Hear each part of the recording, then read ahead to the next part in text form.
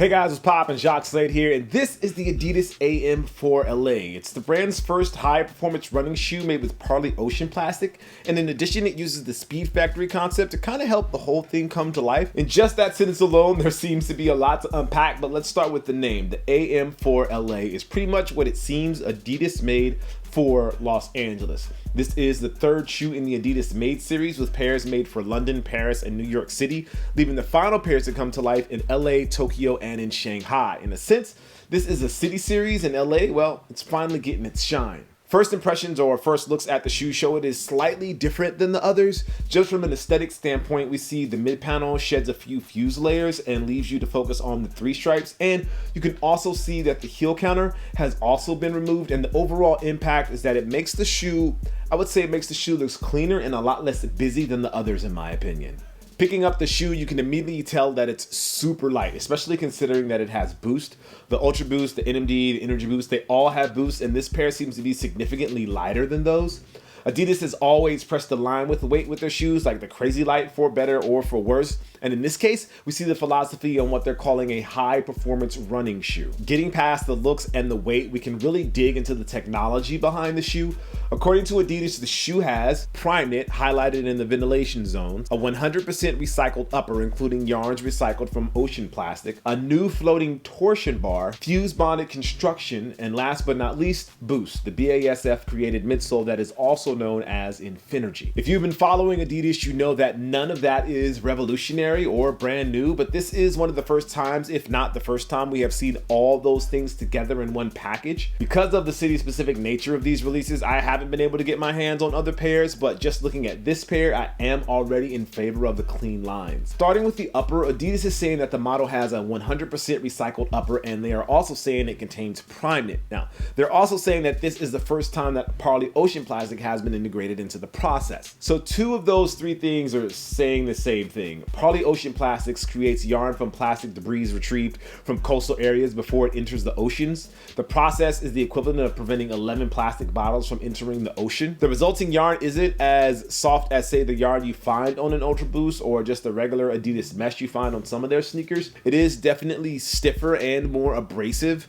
but nothing different than what we've seen on other sneakers before. The last part about Prime Knit and staying true to the 100% recycled upper refers more to the process of creating design. Like, many people believe that the yarn is what makes Prime Knit. The true definition is actually the method in which the upper is knitted. So basically, ADIDAS is saying that the shoe was created with Prime Knit digital knitting of the yarn created by Parley Ocean Plastics. The area where that is most evident is the ventilation area on the toe box. The rest of the shoe either has a double layer of yarn fused on top, or there is some sort of backing of some sort. Speaking of fuse and the back of the shoe, one of the areas where you really notice this is with the laces and the eye stays.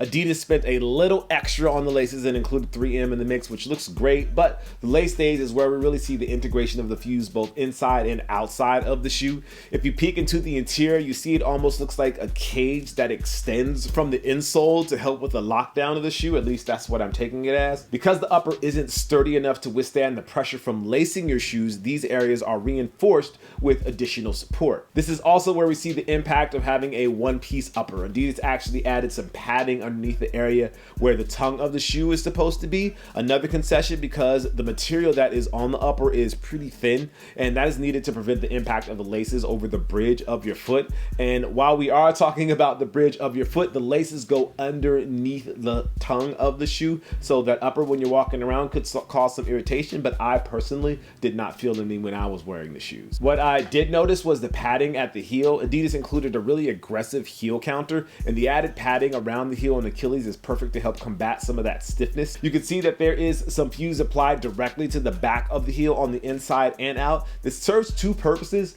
One is to hide the seam where they sewed the one-piece upper together, and two, to protect your foot from the stitching. But honestly, with the padding that ADIDAS has included in the heel, you don't really feel it at all. Something I haven't been able to figure out is the fuse bonded construction that ADIDAS is saying they use to put the upper and the sole together. When I look beneath the insole, it appears that the upper is actually sewn to the Strobel board, and it looks like that is actually fused to the Boost midsole. My best guess is that Freudenberg, who makes the Strobel board, has some sort of heat-sensitive material that somehow fuses to the Boost midsole. ADIDAS hasn't been exactly clear on how this works, works, but it is supposed to make the shoe more flexible than glue. At least that is how they're advertising it. And quick side note, these insoles are really thin, but they do add a bit of cushion above the strobo board, which isn't very thick at all. Looking at the midsole, Adidas has kept it pretty standard from what we expect from Boost. From what I can tell, it looks like the same density, shape, and thickness. It's a little different, but it's really close to what you get on the Ultra Boost sneaker, with the exception of the carved out piece that's in the middle of the shoe. This is the first time I've seen this sort of execution of Boost, and it'll be interesting to see how this actually affects the performance of the shoes when you run. Looking at the medial side of the shoe, it looks like Adidas added some additional boost around the arch, and my thought is that this is to counteract any changes that the open hole in the bottom of the shoe makes towards the performance. As for the purpose of the hole, Adidas is actually changing up the torsion bar. It has been separated into two pieces that actually connect in the open space. You can see it right here. Adidas is saying that it is digitally embedded to float inside the sole. I'm not sure what that means, but from initial looks at the shoe, it provides a little less tension when moving the toe and the heel in opposite directions.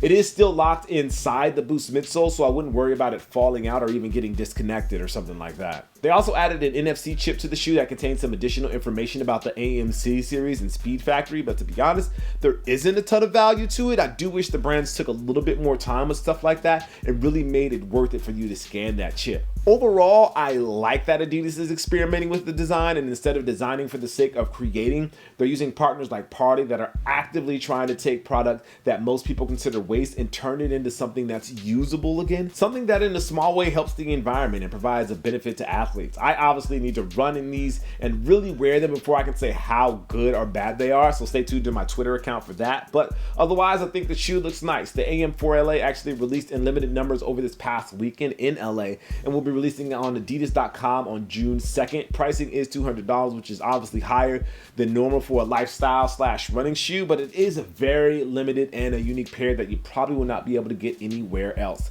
As always, guys, I appreciate you. Thank you for watching. If you really like what you see, go ahead and hit that notification bell. I am Jacques Slade, and this is the Adidas AM4LA. I'll see you guys soon. Peace.